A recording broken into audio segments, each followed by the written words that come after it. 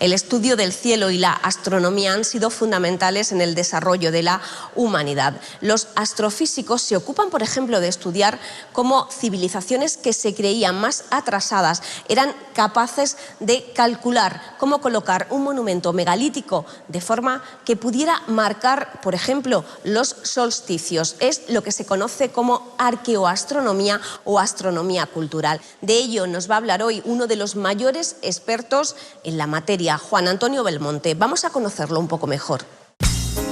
Juan Antonio Belmonte es astrofísico por la Universidad de La Laguna, especialista en exoplanetología y arqueoastronomía. En los años 90 comenzó a dedicarse a lo que se conoce como astronomía cultural.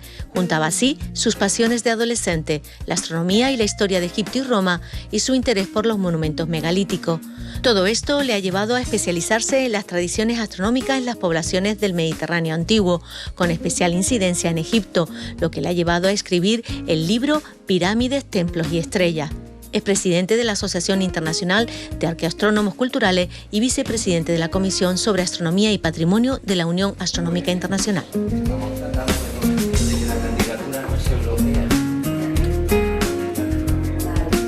Juan Antonio Belmonte, es un placer tenerle con nosotros aquí en Conciencia.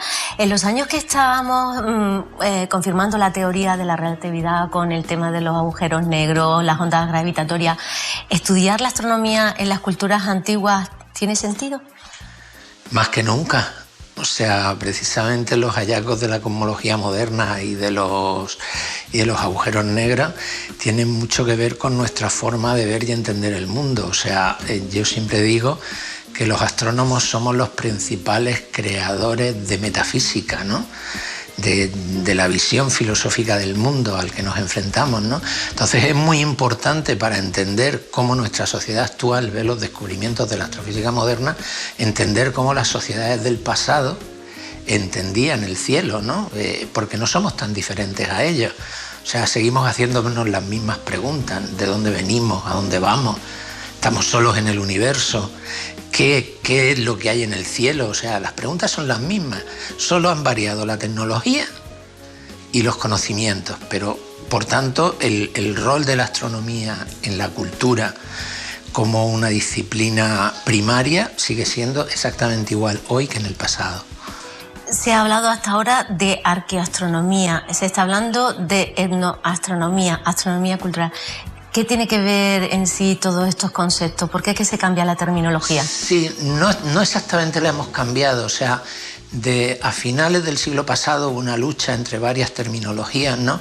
Y la que imperaba era un poco arqueoastronomía, ¿no? Pero siempre arqueoastronomía uno tiende a confundirlo como si fuera arqueología de la astronomía, que en cierto sentido es cierto, ¿no? Pero claro, de esa manera dejaba fuera, por ejemplo, pues la propia historia de la astronomía como ciencia, o se dejaba fuera la astronomía de los pueblos indígenas, que todavía hoy en día tienen astronomías tradicionales, y eso era la etnoastronomía. Entonces, en el cambio de siglo, sobre todo a partir de la creación de la Sociedad Europea de Astronomía Cultural, tendimos a empezar a usar sistemáticamente el término de astronomía cultural, ¿no? Y ese es el término que preferimos hoy en día para referirnos a la disciplina que trabajamos, porque lo engloba todo. Puede englobar desde las pinturas rupestres de la antigüedad hasta cómo el hombre moderno enfrenta en su visión del mundo hallazgos tan sorprendentes como la confirmación de la existencia de un agujero negro en el interior de la galaxia. O sea, eso es la astrofísica, pero el cómo la sociedad reinterpreta eso y lo asume, eso es astronomía cultural. ¿Podríamos decir que la astronomía está viéndose con todos esos estudios ser el nexo de unión de las diferentes civilizaciones a lo largo de la historia? Sí, y además eso sin duda. ¿Por qué? Porque el cielo es el mismo. O sea, los cielos que vemos todas las culturas humanas del planeta es prácticamente el mismo. O sea, solo en el polo sur podríamos decir, por ejemplo, las Pléyades. Las Pléyades es un asterismo que prácticamente todas las culturas de la humanidad o han usado o lo han venerado o le han dado un uso práctico. ¿Por qué? Porque es visible desde todos lados, solo no es visible desde la Antártida. Y en la Antártida como solo hay pingüinos, pues no es relevante. Entonces sí, o sea, el nexo común es el cielo, y el cielo es el mismo. Cambia poco de unos lugares a otros. Los movimientos del Sol y de la Luna, su regularidad son los mismos en China que en Australia. Y por tanto, ese nexo ha hecho que la humanidad siempre se enfrente a los mismos problemas y a través de fenómenos de convergencia, porque no debemos siempre interpretar que ha habido interacciones de unas culturas con otras, ¿no? Pues se han llegado a conclusiones y a resultados similares. A lo largo de la historia se ha relacionado la astronomía con monumentos megalíticos, como varios ejemplos, este que tenemos aquí con nosotros. El magnífico dolmen de Mengas. En Andalucía decimos los dólmenes de Antequera. ¿Cómo podían hacer esos cálculos? Se creía que eran culturas primitivas, ¿no? ¿Cómo podrían hacer los cálculos para poder tener esa precisión? Vamos a ver, siempre olvidamos dos cosas. Uno, nuestro cerebro es básicamente idéntico a la mujer o al hombre que pintó las cuevas de Altamira. Las diferencias, si es que las hubiere, son mínimas.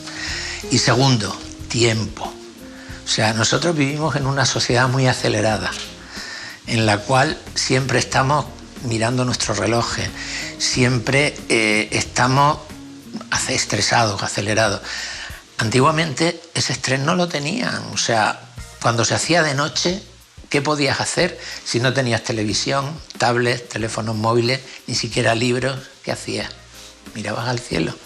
Y al mirar al cielo de forma repetitiva, descubres patrones, y al descubrir patrones, entiendes. Y así surgió la astronomía. Posiblemente desde el paleolítico más remoto, el hombre siempre ha mirado al cielo en esa necesidad de encontrar explicaciones, por un lado, desde el punto de vista metafísico, porque el cielo ofrece regularidad, por otra parte, por su propia utilidad, ¿no? Imagínate que tú eres un cazador-recolector y necesitas saber cuándo los animales migratorios van a pasar por un sitio donde tú los puedes cazar fácilmente. Pues la única manera de saberlo es contando lunas.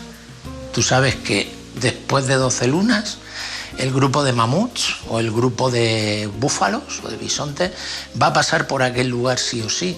Pues tú organizas tu tiempo observando el cielo, no tienes otra manera de hacerlo. Descubrir estos monumentos también ha cambiado el concepto de algunas civilizaciones.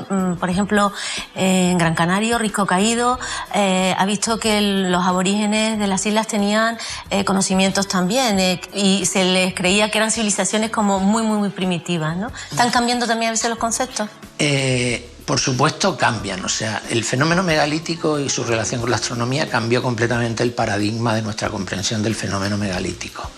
Y en el caso, por ejemplo, de las culturas aborígenes del archipiélago canario, el problema es que estas culturas no eran tan atrasadas como nos creemos. El hecho de que no tuvieran herramientas de hierro, de que vivieran en el neolítico, entre comillas, se debe al hecho de que en el archipiélago no hay metales, no al hecho de que no los conocieran. Y cuando llegaron a las islas, llegaron con un bagaje cultural importante. Llegaron con animales domésticos, llegaron con plantas ya domesticadas que llegaron y las plantaron. Llegaron con sus perros, llegaron con escritura. Y incluso en Fuerteventura y Lanzarote con 2 tipos de escritura, no solo una. O sea, no eran patanes, eran gente muy inteligente. Entonces es normal que en ese acervo cultural también trajeran el conocimiento del cielo que les había sido útil en su patria del África mediterránea y que les siguió siendo útil en el archipiélago donde estuvieron más o menos aislados durante prácticamente 15 siglos, ¿no? Usted es un especialista también en Egipto con un libro como Pirámides, Templos y Estrellas. ¿Eso le hace más, podríamos decir, mágica o más importante todavía a la cultura egipcia? Egipto es mi gran pasión, ¿no? Pero no es la única. La astronomía egipcia ha habido un problema fundamental y es que durante casi un siglo los egiptólogos no se han ocupado del cielo, lo han ignorado prácticamente. Para que te hagas una idea, el libro de referencia que casi todos los libros de texto de egiptología suelen mencionar es un libro de los años 50, como si en los últimos años, o 60 o 70 años, no se hubiera avanzado nada. Y sí hemos avanzado mucho, ¿no? Sabemos muchas más cosas, comprendemos mucho mejor el funcionamiento del calendario egipcio de lo que lo comprendía Richard Parker, que es el libro de referencia, escrito en 1950. Ahora sabemos que los egipcios tenían una relación íntima entre sus monumentos, el paisaje y el celaje, y por celaje quiero entender el uso de la palabra en tu isla, en Gran Canaria. Celaje en el diccionario de la Real Academia se relaciona con el paisaje del cielo con nubes, ¿no? Con una visión de las nubes más o menos espectacular, pero en una conversación hace algunos años con Gran Canaria me contaron que en los pueblos de Gran Canaria el celaje no solo era la observación de las nubes, sino también observar el cielo, las estrellas, el planeta Venus, cómo se veía, el sol, la luna. Y por tanto, esa relación con el cielo es íntima. Y en Egipto hemos descubierto que la relación es bestial, ¿no? Desde los centros del predinástico, pasando por la época de las pirámides hasta época muy tardía, los monumentos de Egipto muestran esa relación íntima entre el paisaje de Egipto, muy singular, por el Valle del Nilo, y el cielo, que para ellos era absolutamente determinante. Y ya por último, tenemos que recuperar esa cultura o esa visión que tenían los antiguos de mirar más al cielo. Se nos está olvidando mirar al cielo. Claro, pero es el problema, es lo que mencionaba antes. Vivimos en ciudades superiluminadas, ¿no? Donde difícilmente se pueden distinguir más allá de las estrellas de magnitud 1, magnitud 2. Tenemos muchas cosas para entretenernos, no necesitamos mirar al cielo, pero es curioso, la gente el otro día, un amigo me quiso sorprender, ¿no? Y de pronto me enseñó un programita que yo ya conocía, de móvil, en el cual tú lo pones, apuntas al cielo y te muestra en ese momento cuáles son las constelaciones que se ven, ¿no? Y puedes identificar pues una estrella aislada, que sin el resto del tapiz de las estrellas es casi imposible de identificar, a no ser que sepas que tiene que estar en ese mismo instante, en ese momento, en ese lugar. Pues de pronto me dijo, mira, y ahí está Sirio. Dije, sí, ya. Dice, ay, ¿tú por qué lo...? Digo, no, porque en esta época y tal, pero claro, eso lo sabe un astrónomo. O sea, pero ahora, afortunadamente, tenemos nuevas herramientas que quizá nos van a permitir interactuar con el cielo de otra manera. Pues Juan Antonio Belmonte, muchísimas gracias por estar aquí y compartir estos minutos y enseñarnos las culturas y la astronomía. Muchísimas gracias a ustedes.